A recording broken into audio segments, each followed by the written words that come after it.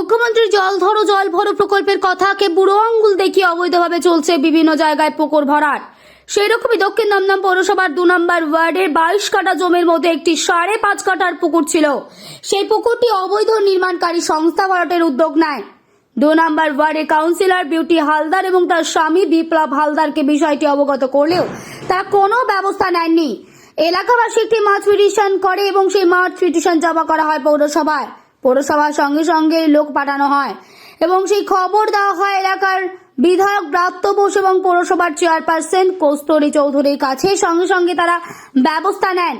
শুক্রবার সকালে ওই 22 কাঠা জমির মধ্যে যে পুকুর ভরাট হচ্ছিল সেটি জেসিবি পাঠিয়ে পুকুরের মাটি সম্পূর্ণ তুলে দেওয়ার কাজ শুরু হয়। মহিলা প্রেসিডেন্ট রানু দত্ত এই ঘটনার তীব্র নিন্দা করেন এবং নিজে ঘটনাস্থলে আসেন এবং পুকুর থেকে মাটি ওঠানো হয়। পৌরসভার পক্ষ থেকে গতকাল একটি অর্ডার দেওয়া হয় যাতে পুকুরকে পুকুরের জায়গায় ফিরিয়ে দেওয়া হয়। ঘটনার বহুক্ষণ পর এলাকায় উপস্থিত হন কাউন্সিলর বিউটি হালদার এবং তার স্বামী বিপ্লব হালদার। কাউন্সিলরের স্বামী বিপ্লব হালদার জানিয়েছেন যে তারা বিষয়টি কিছুই জানতেন না। তারাও এই অবৈধ পুকুর ভরাটের বিরুদ্ধে। কিন্তু সাধারণ মানুষের মনে প্রশ্ন, এত বড় একটা জমিতে 5.5 কাঠা জমি ভরাট হচ্ছে, এটা কেউ জানতেন না? এই বিষয়ে উঠছে প্রশ্ন। এলাকাবাসী বিধায়ক ব্রাত্য বসুকে ধন্যবাদ জানান পুকুরকে আগের অবস্থায় ফিরিয়ে দেওয়ার যে ব্যবস্থা করেছেন তার জন্যই। দেখুন বিস্তারিত, bureau report, news 24x7 TV, মুহূর্তের খবর হাতের মুঠোয়। বলবেন। দেখুন, আমরা যখন জানতে পারি আমরা প্রথমে মাননীয় মন্ত্রী ব্রাত্য বসুকে জানাই। ওনার উদ্যোগে এবং তার পরবর্তীকালে চেয়ারপারসনের উদ্যোগে খুব দ্রুতই অর্ডারটা আসে যে পুকুর ভরাট করা যাবে না এবং ইললিগাল কাজটা হচ্ছে। আজকে দেখি পৌরসভা এখানে জেসিবি পাঠিয়ে পুকুরটা খোঁড়ানোর ব্যবস্থা করেছে। দেখুন, আমাদের এলাকাবাসী আমাদের বলেছিল এবং এলাকাবাসীর নেতৃত্বে আমার এই পুকুর মাফিয়াদের এগেনস্টে আমাদের একটা লড়াই আন্দোলন চলেছে।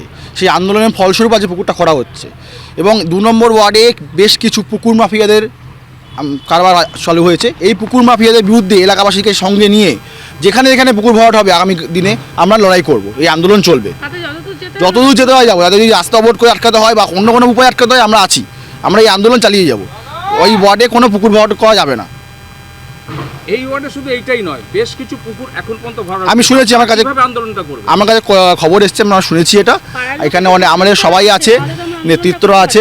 আমরা এখান থেকে এর পরবর্তীকালে সব লিস্ট করছি কোন কোন পুকুর ভরাট হচ্ছে। সেই লিস্ট অনুযায়ী সেখান থেকে তীব্রতর আন্দোলন শুরু করবো। এরপরে এই আন্দোলনে কোনো পুকুর এই ওয়ার্ডে ভরাট করা যাবে না। দেখুন, আপনার এইখানে অনেক গিঞ্জি এলাকা, পরপর বাড়ি আছে, ফ্ল্যাট উঠে গেছে। এখানে গলি, সরু গলি, সেখান থেকে আপনার কোনো দমকল গাড়ি ঢুকবে না। যদি কোনোভাবে আগুন লাগে তখন এই পুকুরগুলোই ভরসা সাধারণ মানুষগুলো কি পুড়ে মরবে? এখানে আমাদের এই জলাশয় পরিবেশ রক্ষার জন্য মমতা ব্যানার্জি যে আন্দোলন জল ধরো জল ভরো, সেই আন্দোলনের একটা ধরনের এক্সটেনশন এটা। সেই আন্দোলনকে আমরা এখানে নিয়ে আসছি, এখানে আন্দোলনটা বাড়িয়ে দিচ্ছে আরও। এই আন্দোলন আমার চলবে মমতা ব্যানার্জির নেতৃত্বে। তার আদর্শকে পাথর করে আমরা এই আন্দোলন চালিয়ে যাব। তৃণমূলের ওয়ার্ডে কি করে পুকুর ভরাট হচ্ছে সেটা একমাত্র প্রমোটার বলতে পারে। আর প্রমোটারের সঙ্গে এই এলাকার যেসব অসৎ মানুষের সহযোগিতা আছে তারা বলতে পারে। কিন্তু আমরা যারা সাধারণ মানুষ, দেখুন, দল, প্রত্যেকটা মানুষের স্বাধীনতা আছে যে কোনো রাজনৈতিক দলের সমর্থন করা বা অ্যাক্টিভলি সেই দলটা করা। তো আমরা মমতা ব্যানার্জির আদর্শকে পছন্দ করে আমরা তৃণমূল কংগ্রেসটা করি। আমরা তৃণমূল কংগ্রেসের সৈনিক, কিন্তু সবার আগে আমরা মানুষ। আর আমরা আমাদের ওয়ার্ডের যে সাধারণ মানুষ আছে তাদের তাগিদে, তাদের ইচ্ছায়, তাদের সহযোগিতায়, তাদেরকে সঙ্গে নিয়ে আমরা এই পুকুর ভরাটের বিরুদ্ধে যে আন্দোলনে নেমেছি। অসংখ্য ধন্যবাদ আমার বিধায়ককে যে তিনি এই অ্যাকশানটা এত দ্রুততার সঙ্গে নিয়েছেন। তার সঙ্গে আরও ধন্যবাদ জানাই আমাদের চেয়ারপারসন, যা আমরা যে মার্চ পিটিশনটা, এলাকাবাসী যে মার্চ পিটিশনটা করে যে অ্যাপ্লিকেশনটা পৌরসভায় জমা দিয়েছিল, একদিনের মধ্যে উনি সেটা পরশুদিন জমা পড়ায় কালকে উনি তার একটা ওয়ার্ক অর্ডার বার করে আজকে একটা ছুটির দিনেও জেসিপি পাঠিয়ে সেই কাজটাকে যে করছেন, এর জন্য আমার চেয়ারপারসনকে অসংখ্য ধন্যবাদ। আর আমার বিধায়ককে তো ধন্যবাদ কি বলবো, তার সঙ্গে মাননীয় মুখ্যমন্ত্রীকেও আমার ধন্যবাদ যে এমন একজন মানুষকে দমদমের বিধায়ক করে পাঠিয়েছেন যে যার নেতৃত্বে আমরা এই ধরনের সামাজিক কাজ করতে উদ্বুদ্ধ হই। আর এই এলাকাবাসীর তাগিদেই আমাদের এতটা নেমে যাওয়া। আর সবথেকে বড় কথা হচ্ছে মমতা ব্যানার্জির একটা প্রকল্প আছে জল ধরো জল ভরো, সেই প্রকল্পটা করা হয়েছে পরিবেশকে, ইকোসিস্টেমকে সমতা রাখার জন্য। তো তো এইভাবে যদি এই অসাধু প্রমোটাররা তাদের ব্যবসা চালানোর জন্য এলাকার সমস্ত পুকুর জলাশয় ভরে দেয়, তারা একবারও ভাবছে না যে কোটি কোটি টাকা কামিয়ে পরের জেনারেশনের জন্য ঘরে নিয়ে যাচ্ছে, এই পরের জেনারেশনের ছেলে মেয়েগুলো কি জল ছাড়া বেঁচে থাকবে? তাদেরকেও আমি এই বার্তাটা দিতে চাই যে জল মানুষের জীবন, এইভাবে এই সম্পদকে নষ্ট করবেন না, পরিবেশের এই ইকোসিস্টেমটাকে বজায় রাখুন। আর পুকুর ভরাট না করেও প্রমোটিং করা যায়, আপনারা যদি সেইভাবে করেন তো আমরা এলাকার মানুষ আপনাদেরকে সহযোগিতা করব, কোনো রকম অসহযোগিতা করব না। তার সঙ্গে এটাও বলছি যে এই এলাকার কোনো পুকুর ভরাট আমরা হতে দেব না। 2 নম্বর ওয়ার্ডে যেই আমাদের কাছে ইতিমধ্যে আমরা এই আন্দোলনে নামার পরে আরও কিছু খবর এসছে যে আমাদের এই আশেপাশে আর এই প্লটটার পাশের পুকুরটাই অর্ধেকটা এইখানকার ভাঙার কাজেরই রাবিশ দিয়ে অর্ধেকটা ভরে ফেলেছে।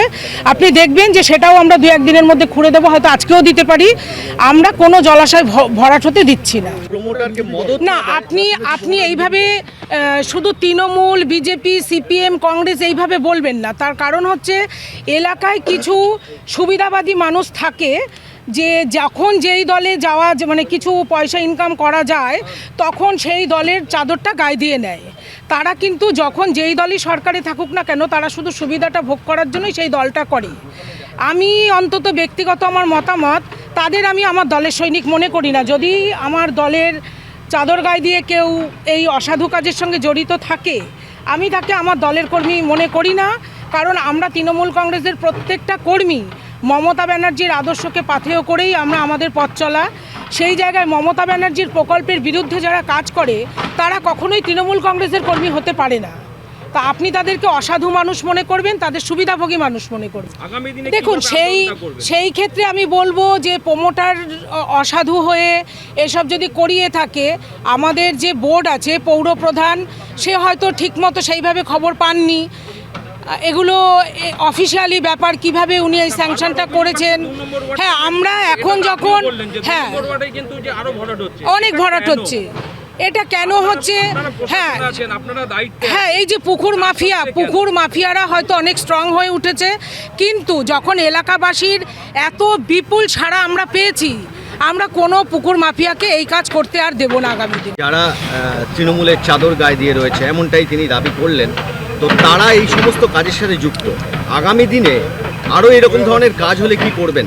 আমি একটা কথা বিশ্বাস করি যে তৃণমূলে এরকম অসাধু ব্যক্তি নেই বললেই আমার মনে হয়, হতে পারেন, কিন্তু তৃণমূলে অসাধু ব্যক্তি নেই, তার জন্য এত টেকেন অ্যাকশন, এত তাড়াতাড়ি অ্যাকশন। আপনারা সরকারে আছেন, অন্য লোক এসে এইটাকে করার ক্ষমতা রাখে? আমরা সরকার আছি বলে এটা আটকে যাচ্ছে। এই জন্যই তো কাজটা আমরা- হচ্ছে, আমরা সরকারে আছি বলে।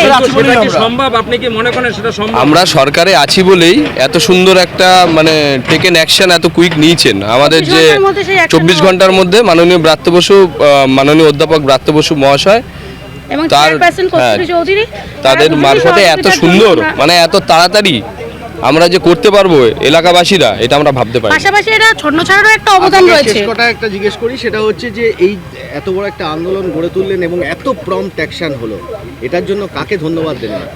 সবার প্রথমে তো আমরা ধন্যবাদ দেবো আমাদের বিধায়ক প্রাপ্ত বসুকে, ঠিক আছে, স্যারকে অসংখ্য ধন্যবাদ। পাশাপাশি আমরা ধন্যবাদ দেবো চেয়ারপারসনকে কস্তুরী চৌধুরীকে।